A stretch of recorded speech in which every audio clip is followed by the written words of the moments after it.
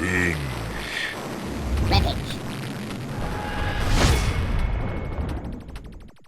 Hey everyone, welcome back for a brand new video about that show that decapitates more characters than anyone else in television, The Walking Dead. Warning, beyond this point there are spoilers for people who are not up to date in the Walking Dead television universe and comic book series. In this video, we're going to give you our Rampage recap of episode 12 in this deadly and thrilling 10th season of The Walking Dead. We'd also like to speculate on the next big death and where the survivors will land by the end of the season. The episode picked up right where the last one left off, with the hilltop in flames and the survivors facing certain death. One of our few criticisms of this episode is that these opening minutes show us a lot of great action, but we don't really see what happens with anyone by the end of the battle because the scene just cuts away. We really would like to have witnessed more of the battle, but this episode was still one of our favorites in a long time. Daryl really put in that work with his medieval weapon that we now know is called a Morning Star, which was coincidentally the title of episode 11. A lot of the survivors have hero moments here, and Judith gets her first human kill. We just wish the battle had lasted longer.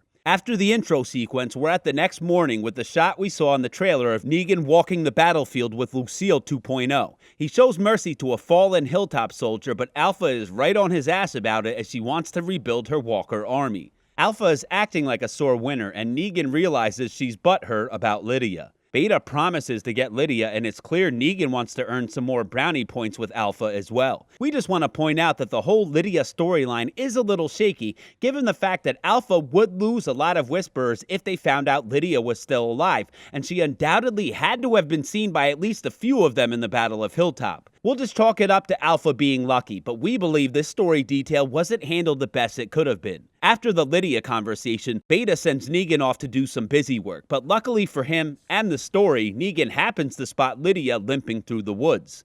While tracking Alpha's daughter, Negan runs into Aaron, who's carrying Luke in a sneak peek we've already seen last Sunday. After the two go their separate ways, Negan catches up with Lydia and captures her pretty easily. After a commercial break, we see Gamma, Kelly, Alden, and baby Adam walking down some road, talking about meeting up with other survivors. Alden initially is kind of a jerk to Gamma, but eventually he takes a stick out of his ass and lets her hold the baby. After all, she wasn't the one who left him out to die. Clearly she made some horrible decisions, but she has definitely redeemed herself at this point. The group's pit stop is short-lived as walkers crash the party, and Gamma saves the rest of the group by drawing the walkers away.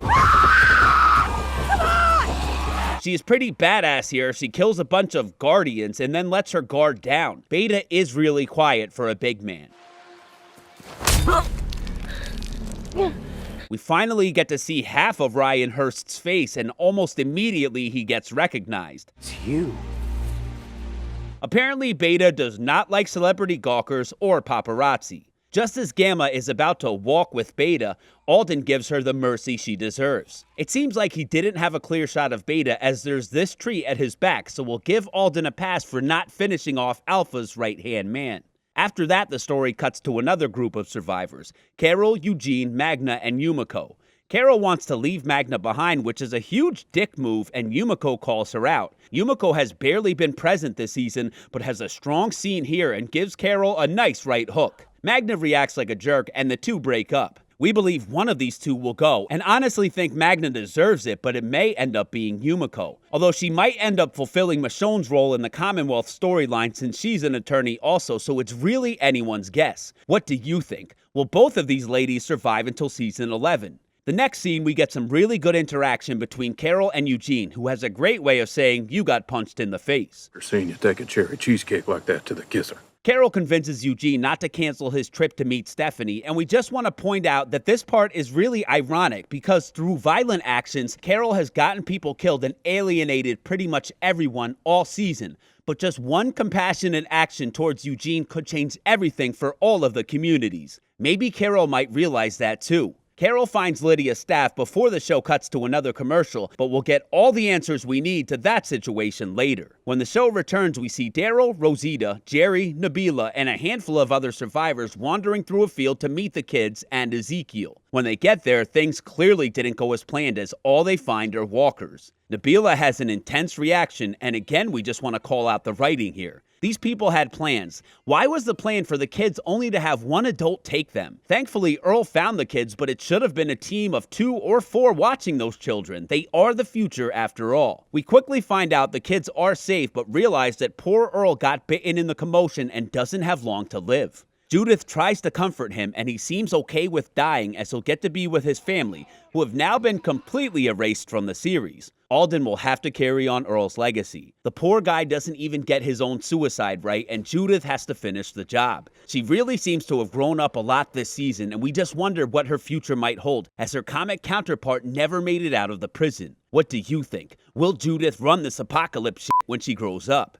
Daryl and Jerry find Zeke in the ruins of the hilltop, but why weren't the Whisperers watching this place? Maybe they were spread thin from the battle, but tactically it would make sense to hold this somewhat fortified position while the Whisperers try to track down the smaller groups of survivors and wipe them out. But Alpha doesn't seem to have much of a master plan. Zeke leads Daryl and Jerry to find the children, and again we have to stop and ask, why did only Ezekiel know where this cabin was? What if he had died? This seems sloppy, but we're gonna keep it moving. After some heartfelt hugs, Daryl finds Judith and gives her a much-needed shoulder to lean on. Their relationship really is great. The story then cuts back to Whisperer Town, where Negan tells Alpha he has what she wants, and she is very eager to get out there and kill her daughter. This scene really makes the episode. The entire walk, Negan is trying to convince Alpha that she doesn't have to kill her daughter, and at the same time we get his full origin story about his wife and her battle with pancreatic cancer. Jeffrey Dean Morgan kills it here, but Alpha is stubborn and stupid. While this conversation is happening, the episode is edited to seem like Lydia is struggling to escape the cabin as they are approaching. If we didn't know the comics and spoilers, this would be an even more powerful and tension-filled moment. But just as the unknowing viewers realize Lydia isn't in the cabin, so does Alpha, kind of like a gangster movie. Oh no. Then Negan does the deed. Finally, she gets what she deserves. The former savior gives her a parting kiss and leaves with her head. It wouldn't be a Walking Dead war if one of the leaders didn't get their throats slit, right? After the little game of musical cabins, it's unclear what Lydia will do with her freedom or how she will react to her mom being killed. What do you think? Could this action push Lydia back to the Whisperers? We don't think so, but it would be a great twist from the comics. The story then cuts to the final and most rewarding scene. Negan tosses Alpha's head from a bloody, dripping sack out to Carol's feet. The grieving mother says, Took you long enough.